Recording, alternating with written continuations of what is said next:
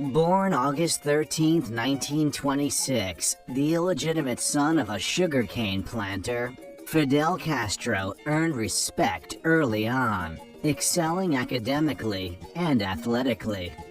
Entering college in 1945, he joined one of the many campus intellectual groups that vied for political power at the University of Havana. By the time he earned his degree in 1950, he had already led the Law Students Federation, become a founding member of a new liberal reformist party, and participated in 2 foreign political uprisings in Colombia and the Dominican Republic. When dictator Fulgencio Batista seized power in Cuba in 1952 and canceled the congressional elections, Fidel organized an insurgency campaign to end Batista's illegitimate reign. After years of guerrilla training, Fidel's vastly outnumbered force defeated Batista's army, sending him into exile in 1959. Fidel Castro was now the Cuban leader, and a hero to his people. He was a symbol of hope for the lower classes, but he would soon become a threat in the eyes of the United States, a country with political and economic interests in Cuba. Tensions came to a head during President John F. Kennedy's administration. The CIA-backed Bay of Pigs invasion in 1961 failed, but the most precarious situation involving Fidel was the Cuban Missile Crisis in 1962, when the Soviet Union transported nuclear missiles to Cuba, arming them in silos within striking distance of the United States. His willingness of a very small country to take on the United States was pretty dramatic, and it led to arguably the most dangerous moment in world history, where we almost went to war over Cuba. To regard any nuclear missile launched from Cuba against any nation in the Western Hemisphere as an attack by the Soviet Union on the United States, requiring a full retaliatory response on the Soviet Union.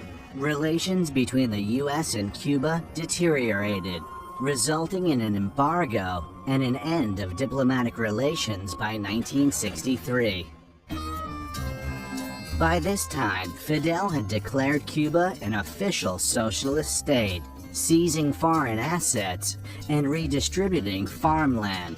He took great pride in establishing a reputation for the small island, changing the world's view that it was merely an American colony. At the same time, he was careful to not appear as a puppet of the Soviet Union. Over time, Fidel successfully deployed thousands of troops to support leftist revolutions in Africa. He exported revolutions throughout Latin America.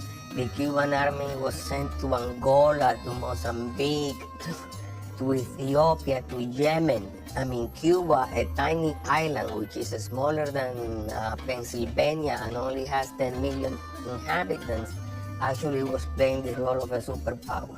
At home, he started a movement to wipe out illiteracy and nationalize the healthcare system to provide free medical care to all Cubans.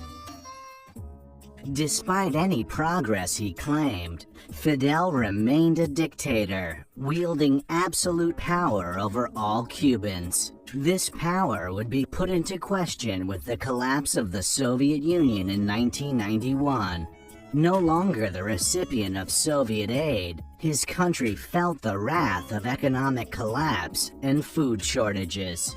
As a result, Cubans began fleeing to the southern United States by the thousands, seeking refuge from a repressive government. His influence expanded to other Latin American countries, who aligned themselves with Fidel's anti-American views.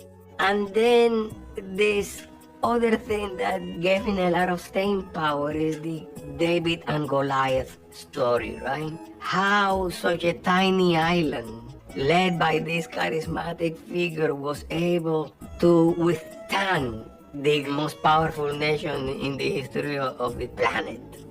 In